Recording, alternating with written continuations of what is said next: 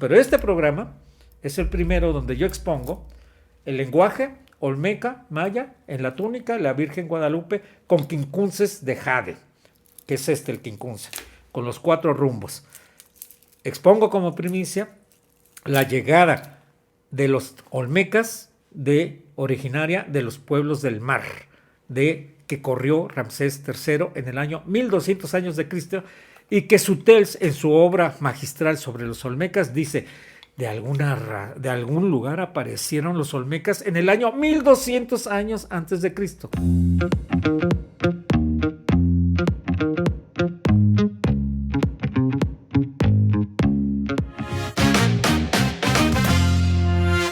Hola, hola, bienvenidos a Alma Artesana. El día de hoy tenemos a José Luis Basulto, escritor, dramaturgo, compositor, cónsul y 1,000,000 más de sombreros. ¿Con cuál te quedas, José Luis? Muchas gracias por venir. Gracias, pues, con el último académico catedrático de la UNAM, a mucha honra. Oh, así me gusta, veo por tu chamarra, bastante orgulloso, ¿no? Sí, este año ya comencé a dar clases en la UNAM, virtuales, obviamente, ¿no? De Derecho y Literatura, Derecho e Inteligencia Artificial, que es otra de las especialidades que tengo, hacer que las máquinas piensen como si fueran seres humanos. Entonces, ya en Estonia, ya están creando un juicio exclusivamente entre robots. Entonces, eso es lo que yo quiero traer a México, porque es muy fácil de hacer, solamente hay que entender la esencia de los algoritmos y podríamos ya tener la justicia impartida por robots. Y no da miedo eso, que seamos regidos por algoritmos y no por... Pues si la justicia es ciega y es imparcial y todo eso que dicen de la justicia, no veo por qué. Si mientras más imparcial sea la justicia, más ciega y atienda a todo el mundo sin ver raza, color, estatus, religión, entonces debería ser perfecta la justicia impartida por una máquina. Pero se experimenta antes, ¿no? Claro. Y se decide si es conveniente, como el famoso lo que hacen en el fútbol, ¿no? El VAR. Claro. Se experimenta y si vemos que funciona, qué bien, y si vemos que nos están extinguiendo los robots, pues le paramos si nos da tiempo, ¿verdad? Y Estonia por algo en particular, ¿no? Yo veo que están muy avanzados en lo que es gobierno digital. Exactamente, eso es muy importante. Yo ya lo sabía desde hace tiempo que Estonia estaba trabajando en eso, pero ya había yo desarrollado los algoritmos para un robot juez, para un robot defensor y para un robot fiscal.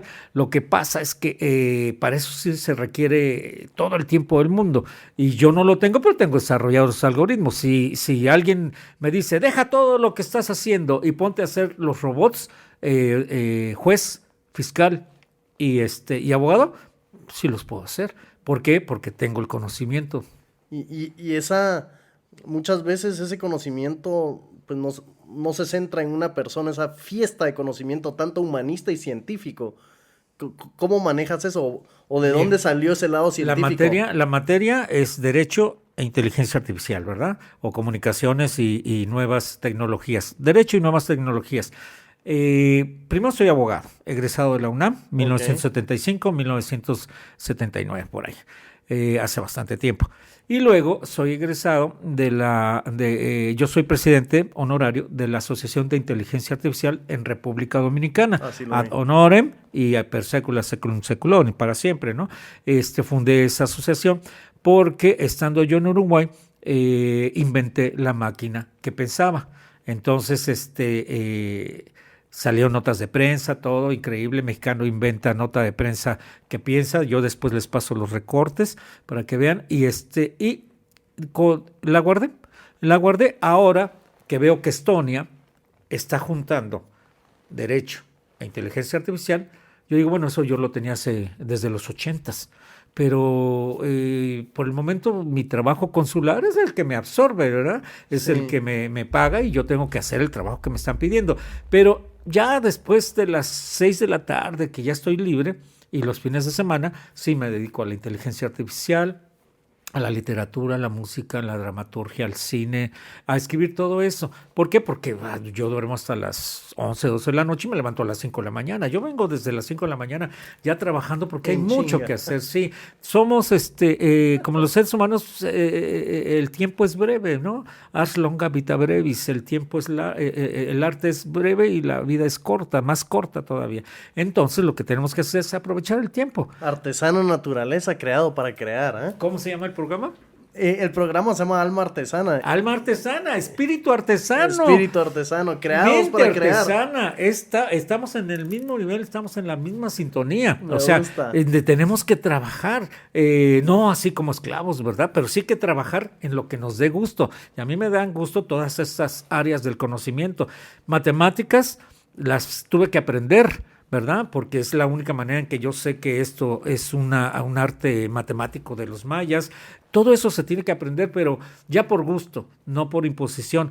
Y tiempo hay. ¿Qué hace la gente después de las 12 de la noche hasta las 5 de la mañana? Duerme. Sí. Pero de las 5 de la mañana a las 8 hay 3 horas que hay que aprovechar. Y de las 6 de la tarde a las 12 de la noche, 6 horas. Es que ahí está el verdadero conocimiento, ¿no? Cómo extrapolas, ya sea del campo jurídico, cómo extrapolas ese conocimiento, lo aplicas a la inteligencia artificial, como lo mencionas, lo aplicas a la música, que tú también sos conocido mucho por tus composiciones.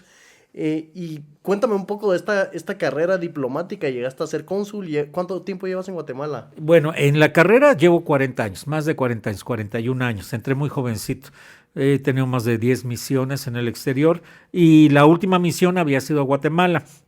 Guatemala fue una bendición como misión porque me dejó siempre cerca de mi mamá, que ya falleció, y que de alguna manera ya me permite, después de la muerte de mi madre, irme a esos lugares exóticos, ¿verdad? Que nunca había yo considerado como misiones, siempre cerquita de mi casa. Guatemala fue esta última misión, siempre estuve cerca de mi casa y me dio la oportunidad de atender a mi mamá durante ese tiempo que los últimos años que vivió. Ahora que ya la tengo más cerca de mí porque está en el cielo, me voy hasta Egipto a hacer mi función consular y ya sin la preocupación de que llegar de Egipto a México me tomaría 25, 28 horas. De aquí vámonos, y en 3 horas yo ya estaba en mi casa. ¿Y qué pasa? ¿Qué pasa? Así que ahora ya estoy liberado y ya puedo irme a Egipto tranquilamente y quedarme, hacer un viaje de 28 horas. Voy a salir de aquí a Panamá. Sí. De Panamá a Ámsterdam, de Ámsterdam a París, de París al Cairo. O sea que salgo al mediodía de acá y llego en la noche, 11 de la noche, llego a El Cairo. Y déjame que te pregunte, pues eres un trotamundos por naturaleza, ahí siento que el mundo es tu casa. ¿Cuál es tu hogar? ¿Dónde es tu hogar?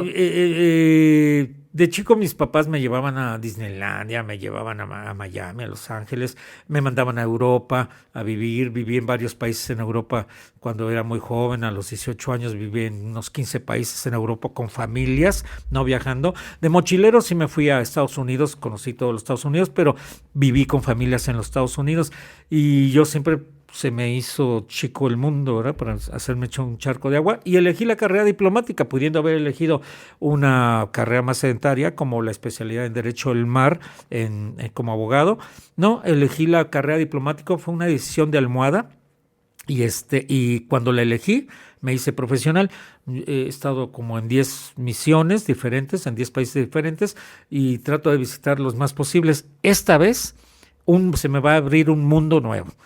Egipto está en medio de todo, de Israel, de Turquía, de Chipre, de Grecia, de Etiopía, de Siria, de Irak, de Irán, de todo eso que se llama Levante o Medio Oriente. ¿Y dónde estás en casa? ¿El mundo es tu casa? ¿Dónde es tu casa? Bueno, yo vivo en Morelos, ¿no? Algunos amigos guatemaltecos ya han estado en mi casa en Morelos, saben que soy de ahí, pero también tengo una casa en la Ciudad de México. Lo que pasa es que están vacías, ¿verdad? Y abandonadas, porque pues a veces voy, tengo un carrito ahí, antes tenía 2, pero ya me traje uno, y pues voy de vez en cuando y ahí están todas mis comodidades. Y siendo un poco más emocional, espiritual, ¿dónde te encuentras tú en casa? ¿Dónde tu corazón está? Ahorita mi corazón, la persona que yo amo es guatemalteca. Okay. Dejo un jovencito universitario al que yo aprecio mucho y quiero, y voy a regresar a Guatemala a retirarme, a jubilarme y a vivir Wow. con ellos. Y además porque tengo aquí mis amigos, Epa. tengo mis ahijados, porque fue el último lugar que realmente se abrió conmigo todo, que es Guatemala. Quiero hacerme, ya cuando me retire y esté, ya sea, ya no esté en funciones, quiero hacerme guatemalteco y quiero pasar mis últimos días en Guatemala, aunque morirme, pues está, si México, si muero lejos de ti, que digan que estoy dormido y que me traigan aquí. Todavía no decido dónde quiero que me entierren, si va a ser en Guatemala o va a ser en México. Pero yo dejo lo mejor de mí y los guatemaltecos dejan lo mejor de ellos en mí. Y estoy Qué belleza. profundamente metido con Guatemala. Sí, Egipto va a ser un shock, es otra religión, es otra gente y no sé qué vaya a pasar, es el destino. Yo soy como Calimán, cada 6 meses hacía una nueva aventura en la radio y se iba a un país diferente. Yo creo que de ahí tomé ese espíritu, porque ahorita a mis 64 años de edad dejo un país para iniciar otra aventura en Egipto. Ya estoy aprendiendo jeroglíficos egipcios, las 30 dinastías me están tomando tiempo, pero no es tan difícil como los glifos mayas. Los glifos mayas fueron un gran reto para mí. Tengo 8 diplomados en epigrafía maya y como 4 diplomados en arqueología maya, porque cuando yo llegué a Guatemala y fui a Quiriguá y vi la estela y le pregunté al guía, ¿qué dice ahí? Me dijo, ahí dice que la princesa de Namán se va a casar en su primera menstruación con el rey de Quiriguá. Eso dice, sí, y dije, no, a mí no me cuentan cuentos, yo voy a aprender. Sí, y me metí a la Universidad Marroquín, de donde soy egresado, y de ahí me fui a dar clases y conferencias a la Universidad de San Carlos, porque los estudiantes de la Universidad de San Carlos, ahí tengo a mi mejor estudiante, Amílcar, que es un pueblo original quiché, que me hizo el ABAC de 1 metro de alto para que yo dé mis conferencias. Un pueblo original quiché, ¿sí?, que fue extraordinariamente hábil para hacerme el ABAC en madera de 1 metro de alto con el cual doy conferencias. Uno. Y aparte, él es quechí. Y aparte, mencionar que los pueblos originales de Guatemala tienen la sangre mexicana. Moctezuma vino acá en el siglo XVI, 1518-19, a casar a sus hijas aquí, con los príncipes quichés. Ajá. Y la sangre mexicana real, o sea, de la realeza mexicana, de la casa Colua, sí, corre por las sangres del pueblo quiché. No tenemos que irla a buscar a España con una hija de Moctezuma. Vamos a buscarla con el pueblo quiché. Déjame que te pregunte algo. Yo veo acá pues que tienes bastantes libros, compones, has hecho cuentos, has hecho poemas. Estábamos hablando de casa anteriormente. ¿El espacio en el que tú haces todo eso te influye? ¿Este contexto, estar en Guatemala, te hizo ser más creativo? O me gustaría saber si el contexto influye mucho en ti para ser creativo. Cuando yo salí de República Dominicana para venir acá, en República Dominicana me dediqué al teatro. Monté 6, 7 obras de teatro. Gané premios locales, premios internacionales en República Dominicana con obras de teatro, porque el teatro en República Dominicana estaba en el auge. Y entonces yo tuve un director argentino, actores, todo, y montamos. Y el apoyo de mi embajada, la embajadora me dijo, criaturita, ahí tenemos una bodega, haga una sala de teatro. Y dábamos obras de teatro ahí a diestra y siniestra. Cuando llegué acá, ¿sí?, quise dedicarme al teatro y no pude, porque es diferente el concepto de teatro aquí en Guatemala.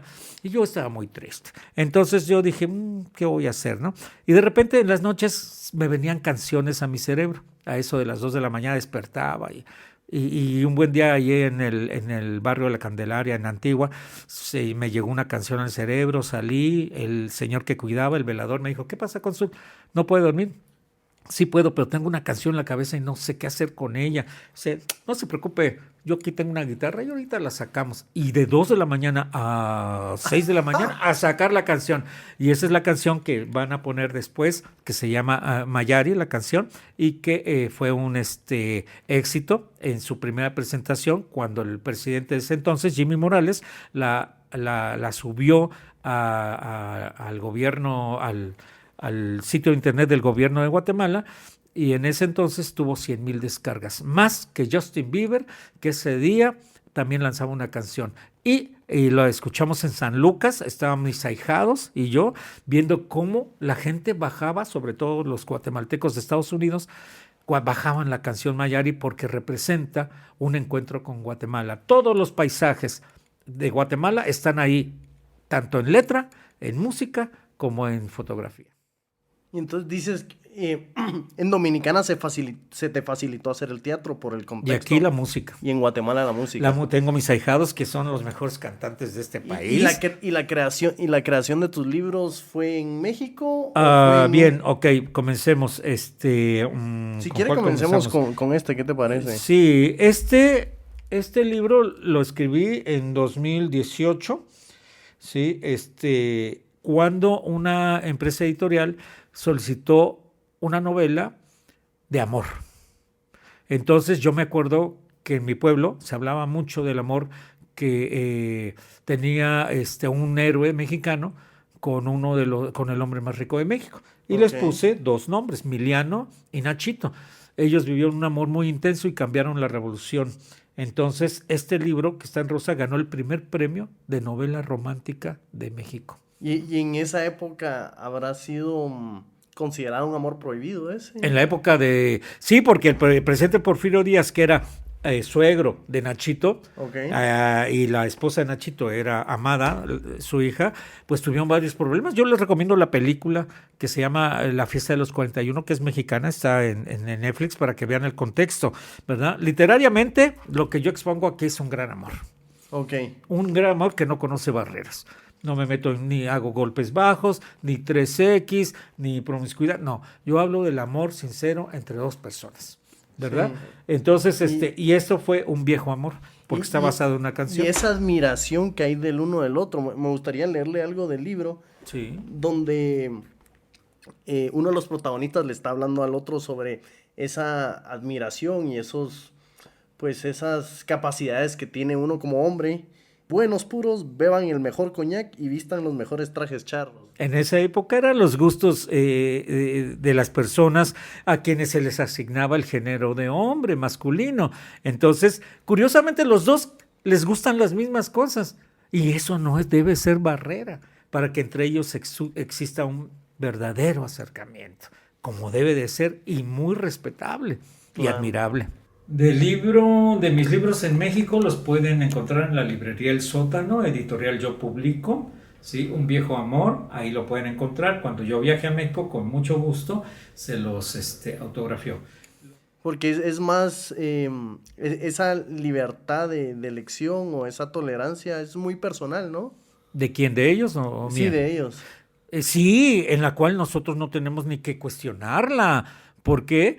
Porque de cada quien hace de su vida lo que le plazca, mientras no afecte a terceros. Recuerden las palabras de Benito Juárez: el respeto entre los individuos como entre las naciones, el respeto al derecho ajeno es la paz. No nos metamos en broncas, dejémoslos. Mi primera novela de éxito fue Cuiloni, donde yo hablo de la relación entre Moctezuma y Hernán Cortés y cómo nunca hubo guerra, nunca hubo conquista. Lo único que hubo fue un acercamiento entre ellos y ellos decidieron qué hacer con México. Y porque los 2 tenían preferencia del mismo género. Claro. Tanto Moctezuma le gustaba su propio género como a Cortés le gustaba su propio género. Y ellos se entendieron. Entonces, sin violencia, sin conquista, sin nada, ellos decidieron la suerte de México. ¿Cómo describirías ese amor? ¿Un amor de admiración? Un amor incondicional, uno de inspiración, que uno inspiraba al otro. Sí, esto me llegó a mí, o sea, esta es una novela de ficción, me llegó a mí porque el viceministro de Cultura de República Dominicana escribió una novela que se llamaba Al fin del mundo me iré, y él hablaba del acercamiento que hubo entre Cristóbal Colón y Guacanagarix, un cacique de la isla, allá en República Dominicana, en Haití, y me dijo: José Luis, preséntame el libro. Le dije: no, ni loco, yo no presento esa clase de libros, lo que estás diciendo es mentira. Y me dice: no, tengo pruebas. Viceministro de Cultura, ¿usted tiene pruebas de que Colón le gustaba eso? Sí. Y me manda un fax en ese entonces. Sí. Y en el fax me dice, me muestra como República Dominicana es uno de los lugares donde vivió Colón, Entonces me muestra las cartas que Colón le escribió a su hijo y en las cuales le dice que no tema trabajar en un barco y tener encuentros con marinos, que es lo más común y hasta lo puede disfrutar. Entonces de ahí fue donde yo me inspiré, porque la embajada me dijo, vaya y presente el libro, pero siempre ponga a México en sus conferencias. Entonces yo dije, ¿a quién pongo? ¿A quién pongo? ¿A quién pongo? Y resulta que Hernán Cortés era uno de ellos. Sí. Y Moctezuma el otro. ¿Por qué ese famoso grito que se hace en los estadios por lo que nos castigan tanto cuando el portero va a despejar y la FIFA nos quiere castigar? ¿sí? Los de la FIFA son demasiado ignorantes hasta para dedicarles una palabra. Pero hay que decirle a la FIFA que ya en la época del encuentro que hubo entre estos invasores a México, cuando uno de ellos, que era Hernán Cortés, huyó cobardemente de la Ciudad de México, dejando atrás un grupo de soldados como carnada para él poder salvar la vida, en ese momento nosotros los mexicanos le gritamos su verdad a Hernán Cortés.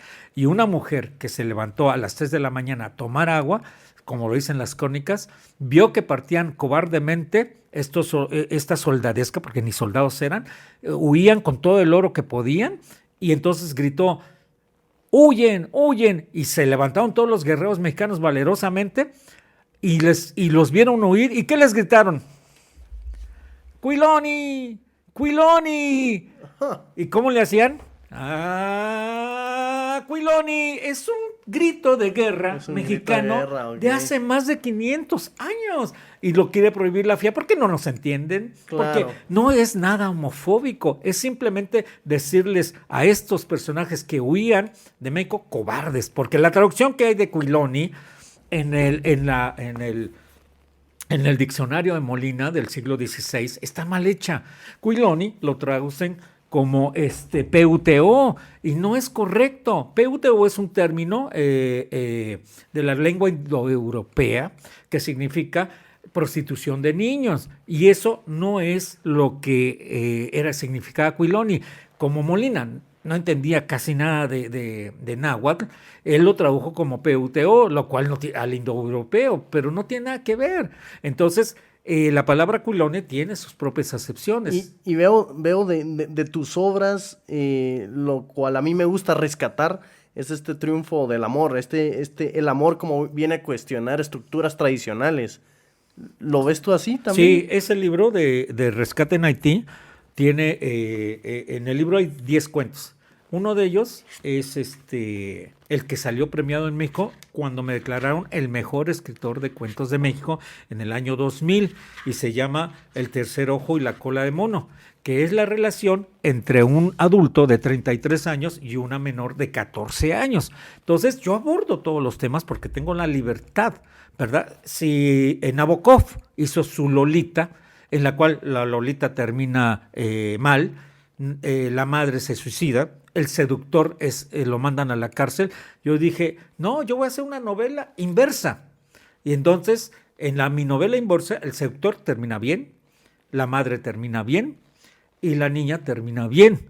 Y es un cuento que gana el premio, gana un premio en México como el mejor cuento, y luego Enrique Serna, el mejor escritor de cuentos en México, le propone a Editorial Planeta que yo sea el mejor escritor de cuentos, porque es un tema que le da la vuelta a Nabokov, que hace una Lolita mexicana, aunque esta Lolita es uruguaya, después lo adopté a una Lolita dominicana, y le explica al mundo cómo suceden las cosas cuando hay este tipo de relaciones tan diametrales, pero es amor. Ahora, que haya personas que lo critiquen, sí, que la ley lo critique, sí, y lo juzgue y lo sentencie, pero literariamente lo podemos escribir. ¿Y por qué es tan importante para ti el amor? ¿Ha sido una energía intrínseca en ti o cómo lo definirías? Bien. Porque te pudiste haber concentrado en otras cosas. En el crimen, en otro tipo de pasiones, ¿verdad? Sí, totalmente. Sí, el amor, yo trato de buscar temas que no tocan los demás, porque tienen miedo. ¿Sí? A mí me han criticado mucho por los cuentos que escribo, por las novelas que escribo. Mi propia madre casi me dijo, prohibido leer los libros de José Luis. ¿Por qué? Porque están demasiado pesados. Y entonces dirías que el amor, te estoy citando acá, el amor no es femenino o masculino, blanco, negro, bueno o malo, No, en normal absoluto, o anormal. en absoluto. Hacer maniqueísmo, decir bueno o malo de las cosas, no es parte de la filosofía del mexicano. El mexicano, su filosofía, igual que la del maya, el guatemalteco, no es decir esto es bueno y esto es malo. No, la filosofía con la que nosotros nacimos como civilización, Sí. ¿sí? No es maniqueísta, la que nos trajeron de los dioses orientales, de ahí, de Medio Oriente, ¿no? De Jerusalén y todo eso, no. Nuestra filosofía de vida, y se lo podemos preguntar a los pueblos originales, yo soy tlahuica, de parte de abuelo, es que nosotros traemos el bien y el mal dentro de nosotros mismos, y que es nuestro libre albedrío el que nos permite decidir si tomamos el bien o tomamos el mal. Pero lo traemos dentro. Yo soy tan bueno como malo.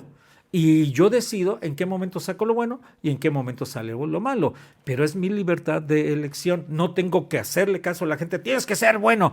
Bueno, y si en ese momento no quiero ser bueno, y si en ese momento no quiero ser malo, yo decido. Y ya son mis principios, ya es mi cultura, ya es mi decisión propia que ser. Entonces, en los amores que yo pongo aquí, no hay amor bueno ni amor malo. Hay amor. Y Hay el amor, amor. como lo quieran entender. Que es malo las relaciones entre 14 años y 33 años. Bueno, yo lo escribí, pero sin pensar si era bueno o era malo, Claro. sino pensando que era una cuestión real. Tú mencionabas esta canción que vino a tocar el corazón de los guatemaltecos. Sí, Mayari, si no estoy sí, mal. sobre todo la de los guatemaltecos, que nuestros hermanos guatemaltecos que se rompen el lomo en los Estados Unidos. Viví como cónsul en Filadelfia y sé de lo que se trata. Estoy hablando con conocimiento de causa, cómo se rompen el lomo allá en los Estados Unidos, tanto los mexicanos, los guatemaltecos, los salvadoreños, los hondureños, todos nuestros hermanos centroamericanos, cómo ellos trabajan en los peores puestos que no hacen el común denominador de los ciudadanos de Estados Unidos y que nosotros sí lo hacemos. Entonces, le digo, Jimmy Morales muy simpáticamente subió la canción al internet del gobierno de allá. Yo se la di por un año, los derechos, cedí los derechos por un año por ser día de su cumpleaños, y lo aceptó, lo subió. Pero la razón principal fue la siguiente. Okay. Cuando yo llegué acá, les pregunté a los guatemaltecos, yo soy muy hincha del fútbol. Oigan, y si ustedes van a un mundial, ¿qué canción cantarían? Porque nosotros nos unimos, los mexicanos, y empezamos, ay, ay, ay, ay, México, lindo y querido, y cosas así, ¿no? Canta y no llores. Y ustedes, entonces un grupito de guatemaltecos me dijo, no, Xelajú, y otro, no, que Zacapa, y otro, no, que esta canción. No tienen una sola canción. Y se cuestionaban a sí mismos los guatemaltecos y me dijeron, no, Sí. no tenemos una canción, no sabríamos qué cantar. Y entonces les dije, ese no es problema. Y les compuse la canción de Mayari, en la cual, ahora que la van a escuchar, se van a dar cuenta por qué recorre todo Guatemala. Pero esa es la historia de cómo nació Mayari, tratar de aportarle a Guatemala una sola canción para que la canten en los estadios. Wow. Si les gusta, los guatemaltecos locales del territorio de Guatemala, pocos la han oído, pero los de Estados Unidos, 100,000 descargas en un día, esperándolas desde, creo que fueran las 12 de la noche hasta las 6 de la mañana, y nosotros, Pau y Rich y yo en San Lucas, Sí. y cuando llegaron a 100,000, todo el mundo se quedó admirado. 100,000 descargas en un día, más que Justin Bieber, que ese día lanzaba una canción. Y óiganla, y si les gusta, como decían en el circo Gasca Hermanas, aplaudan. Y compartan, Y por compartan. favor. Pero sí es una canción que parte de tu intención, me imagino, es unificar, ¿no? Y ponerlos todos a una misma sintonía. O sea, yo ya tenía una idea de lo que era la Guatemala global, del valor tan supremo que representa Guatemala para el mundo, ¿verdad? De sus tesoros, de su gente. Yo toco en la canción su pasado histórico, sus playas, su selva, sus montañas, sus volcanes, su fauna, su flora. Wow. Absolutamente todo está congregado ahí. Sí, y ustedes la escuchan y van a decir, como los guatemaltecos que estaban allá afuera en los Estados Unidos, lloraban de emoción al escuchar la canción. Bello. Sobre todo porque está en la voz de una sino es que la mejor soprano que tiene Guatemala, que es Paulina Monroy.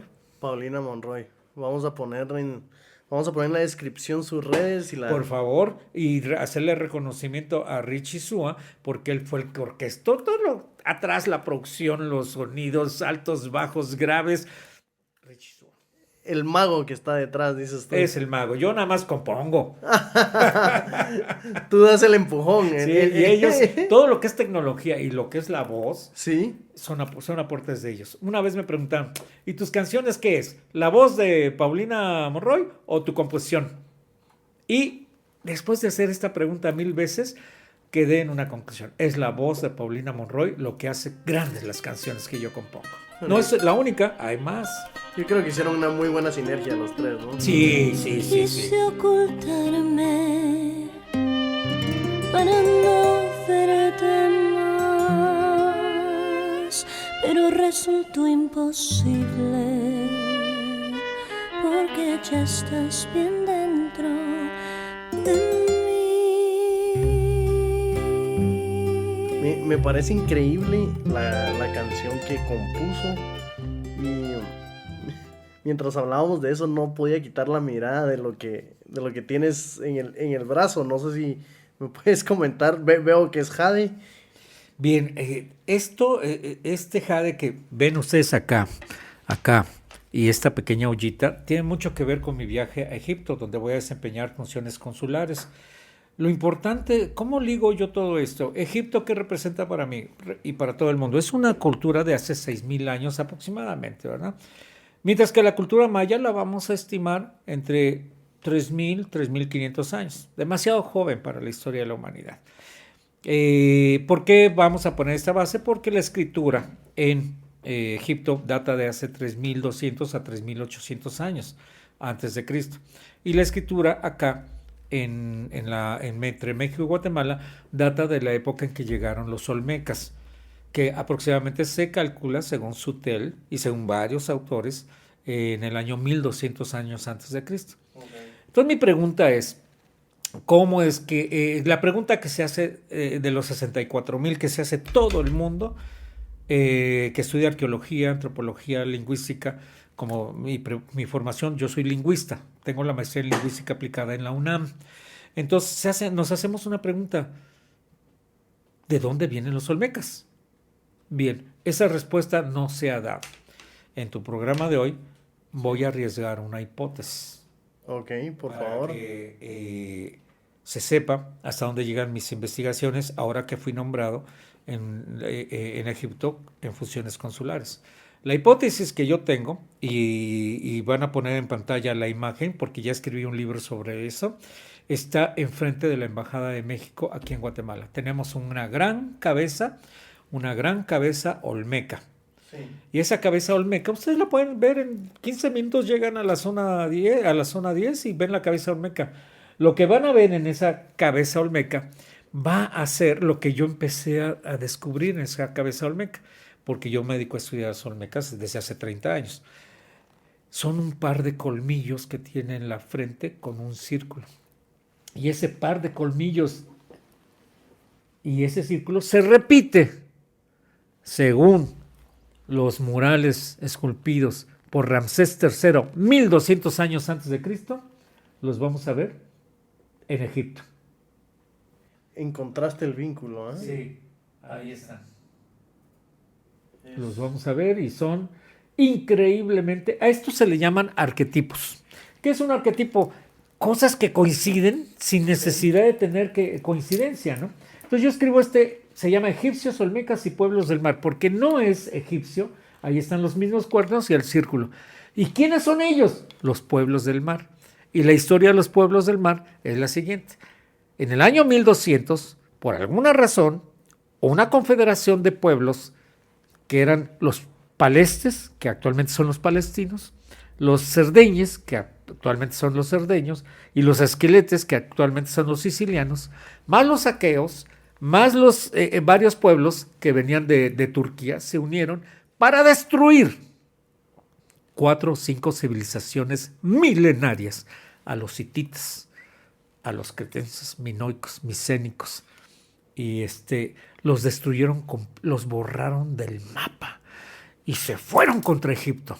1200 años antes de Cristo, y van contra Egipto y lo van a destruir. Se unen con los libios, los pelestes, los esqueletes, los cerdeñes y los aqueos y todos esos pueblos del norte de Turquía, sur de Turquía, van e invaden Egipto. Pero no se esperaban que Ramsés III tuviera todo el poder. Les gana la batalla. Ok.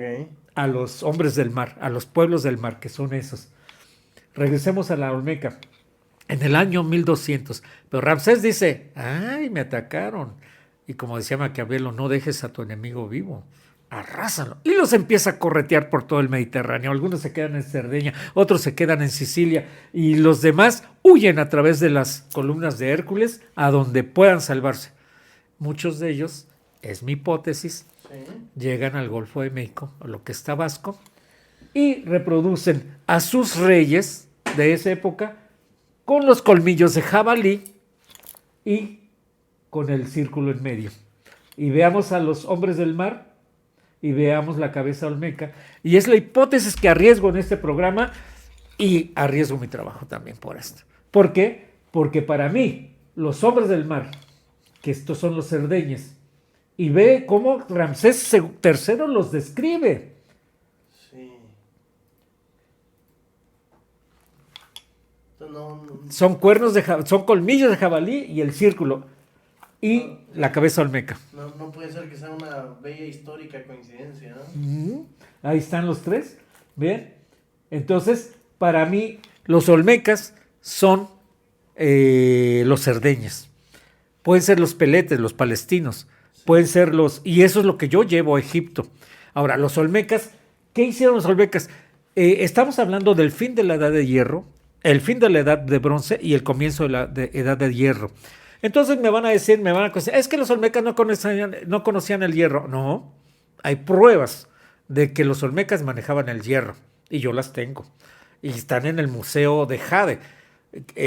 Ahí tengo una figurita que tiene una hematita, que es hierro, y que uno acerca el rayo solar a la hematita, algodón seco y se prende.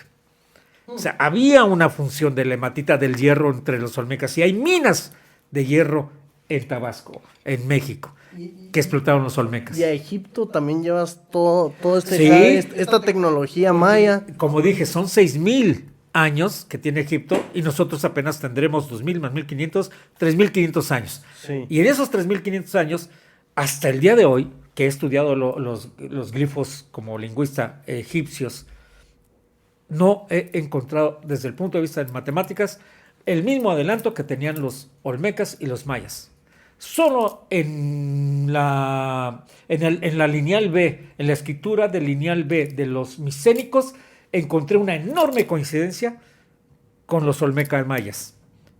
El número 5 entre olmecas mayas y la lineal B, que data de 2800 años antes de Cristo, y el 5 olmeca maya, que data de 1200 años antes de Cristo, es una raya horizontal. Las posibilidades de que el 5 sea una raya horizontal en dos sistemas numerales tan diferentes y distantes es de 1,000,000 en uno.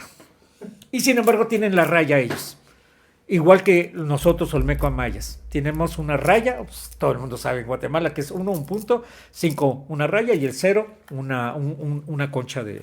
Entonces, coincidencia, no lo creo. No creo que sea una coincidencia que la lineal B micénica sea una raya, el 5, y nosotros acá sea una raya. Yo creo que la trajeron los pueblos del mar y lo más importante es que nosotros desarrollamos las matemáticas y tenemos pruebas de nuestras matemáticas.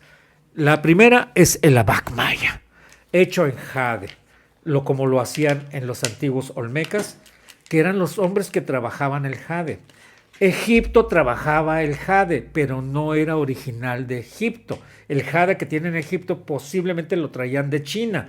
El jade de aquí, de Guatemala, sí, viene de acá, de cerquita de Quiriguá, ¿no? Entonces, esto es el abac maya. Es una computadora que mide la gestación de la mujer, la distancia al centro de la galaxia, los eclipses de luna, las precesiones de Júpiter, Venus, de la Tierra, y aparte mide, yo de aquí saqué el pi más perfecto que he encontrado, mejor que el de Fibonacci, y todo esto se encuentra acá. Esto yo puedo hacer sumas, restas, multiplicaciones, divisiones, cálculo diferencial, raíces cuadradas y exponenciales, y con guarismos aproximadamente de 50 ceros, que es inimaginable. 1, 10 a la 50 potencia. Eso solamente son cantidades que se ven en el universo. Sí. Esto es el ABAC, la computadora maya. México tenía el Nepo-Walsinsin, era horizontal, base 10. Este es el ABAC maya, base 20. Es superior al mexicano. Los egipcios no tenían la rueda en los primeros 2000 años, ni los sumerios tampoco. Esto es Olmeca. Y ya tenemos la rueda. O sea, que no vengan con cuentos. ¿Y lo que tienes en el brazo? Es la misma computadora. Pero móvil. Pero de bolsillo. Pero de bolsillo. Porque Nepo-Walsinsin significa hacer cálculos pequeños. No de pequeños, sino llevarlos aquí. Aquí están los mismos numerales. 5, 10, 5, 10, 15. No, 1, 2, 3, 4. Y hago mis 5. Y hago mis 5 acá. Así, hago. Aquí hago. 1, 2, o sea, volteo 1, 2, 3, 4, 5 y pongo acá el 5. Lo separo. Y así hacían sus cálculos los mayas en la antigüedad. Esto está registrado en una estela en el Petén, en un lugar que se llama Amalia. Ahí está. En una estela lo tiene un sacerdote maya en el año 800 antes de Cristo. 800 después de Cristo, que ya es el clásico. Es el clásico 800 después de Cristo. Y él lo tiene, y de ahí lo saqué, ahí lo encontré. Entonces en el Museo Maya hay un reconocimiento a mi persona que dice que descubrí la computadora maya, que estaba hecha obviamente de jade. Y el quincunce, que es que no son norte, sur, este, oeste, como dicen los arqueólogos que se la quieren fácil, sino los 4 rumbos, que curiosamente los van a encontrar en lengua olmeca, en la túnica de la Virgen de Guadalupe, porque ahí está escrito en lenguaje maya, en la túnica de la Virgen de Guadalupe, el quincunce, que es olmeca, más la planta de una planta de la cual surge las almas que están en la túnica de la Virgen de Guadalupe. 4 rumbos te refieres a... 4 rumbos del viento, que pueden ser este, oeste, norte y sur. Pero eso tendríamos que ver qué consideraba el pueblo local, ya fuera olmeca o fuera maya, como 4 rumbos. Entonces, pero no coincide necesariamente con norte, sur, este y oeste. Entonces, ¿de dónde nacen las almas? Según el lenguaje maya, sí, de la calabaza. Y están en los murales de San Bartolo, se ve la calabaza que abre y salen las almas. Y eso está en la túnica de la Virgen de Guadalupe. Está el quincunce y está la calabaza. Y curiosamente, el cerro donde apareció la Virgen de Guadalupe es el cerro de la nariz o cerro de la calabaza. Son unas coincidencias tremendas. Y lo que tienes acá en el cuello. Esto sí es un personaje olmeca, ¿verdad? Es un personaje olmeca hecho totalmente en jade, guatemalteco, hecho por guatemaltecos, humanos guatemaltecos. Y es el museo del jade, el museo Linda Shield, donde fui curador de 2017 hasta el día de ayer, en que yo me especialicé. Yo ya traía la especialización de olmecas desde México, en los olmecas, como lingüista, pero acá me especialicé más en los mayas y me di cuenta de las relaciones que había entre mayas y olmecas. Esto es lo que yo llevo a Egipto, junto con lo que sí en estos momentos tuviéramos derechos de autor, o ¿cómo se llaman esto? Vemos aquí una olla maya, que están los glifos mayas, que ahí dice pertenece a Juan Pérez. El copyright. Ellos inventaron lo que ahorita utilizaríamos en la mayonesa. Y que en esa época no se imaginaban ni los egipcios ni nada. Tecnología 100% maya. La mayonesa Kraft. Y ahora vas a Egipto. Y voy a mostrar que tenemos más pruebas fehacientes. tecnológicas de parte de los mayas que de parte de los egipcios. Para que los egipcios digan, caray, nosotros llevamos 6,000 años, sí, nosotros llevamos apenas 3,200 años, pero tenemos más avances, tenemos pruebas mayores de los avances tecnológicos de los mayas, porque también los egipcios se las sabían de todas a todas desde el punto de vista de astrología, pero no tengo pruebas concretas de que hubieran ellos manejado una computadora como los mayas. Además no tenían el 0, nosotros teníamos el 0. Y el 5, que sí está en la escritura lineal B de los minoicos, con una raya horizontal idéntica a la de los olmecas mayas. Entonces sí, voy a dar mis conferencias sobre la rueda que ellos no tenían y que nosotros los usábamos en juguetes, ¿verdad? Y que no la necesitábamos la rueda porque había mucha población acá que cargaba. Y acuérdense que cómo es el territorio de Guatemala, para hacer carreteras. Mejor cargamos ahí entre las vereditas. En cambio, ¿cómo es Egipto? Totalmente plano. Por eso se desarrollan diferentes formas de pensar y tecnológicas. Porque nosotros no necesitábamos la rueda. A ver, súbanse los volcanes, sí, las barrancas, ¿verdad? Súbanselas en rueda, no, hombre. Sin freno se van y empujando. No, mejor vamos a hacerlo caminando. Que no tenemos caballos, no, porque saben muy sabrosos, mejor no los comemos. Y entonces por eso nos desarrollamos eso. ¿Para qué queremos tener hierro acá si no había enemigos? Sí. ¿Para qué los olmecas querían una espada de hierro y matar a la gente? No, acá cuando llegaron los olmecas sí había pueblos que hacían una especie de alfarería muy rústica. 1200 años antes de Cristo llegan los olmecas, entre comillas, que para mí son los pueblos del mar, venidos del Mediterráneo, que quisieron invadir Egipto, que los echó a patadas del Mediterráneo, salieron por las columnas de Hércules, que es el estrecho de Gibraltar, y las corrientes los llevaron a Tabasco. Y ahí es cuando la primera civilización, llamada civilización madre, de toda América, del norte y América Central, Sudamérica es otra cosa, que traen matemáticas con el 5 minoico, sí. Traen los colmillos de jabalí y lo más extraordinario, Richard Hansen, un amigo mío, arqueólogo, que domina la cuestión del mirador aquí en Guatemala. Tengo que hablar con él por teléfono en breve, porque él le pone a la principal pirámide del mirador la pirámide de Dantas. Y ustedes van a decir, ¿y eso qué tiene que ver? Dantas significa jabalí. Y los colmillos que traen los hombres del mar son de jabalí. ¿Por qué Richard Hansen, siendo una eminencia, le pone a la mayor pirámide del mundo pirámide de Dantas, pirámide del jabalí, del pecarí? ¿Por qué? ¿Por qué le puso? Porque esa pirámide es de 800, 900 años antes de Cristo. Sí. ¿Por qué le pone ese nombre? Y eso es lo que Richard Hansen me va a explicar. ¿Por qué le pone la pirámide del jabalí? Él sabe algo de los hombres del mar que venían con colmillos de jabalí en sus gorros. Él sabe algo, ¿por qué no lo ha escrito? ¿No tiene pruebas? Pues yo las tengo con los olmecas. Entonces juntémonos y presentémonos. Pero este programa es el primero donde yo expongo el lenguaje olmeca, maya, en la túnica, la Virgen Guadalupe, con quincunces de jade, que es el quincunce, con los 4 rumbos.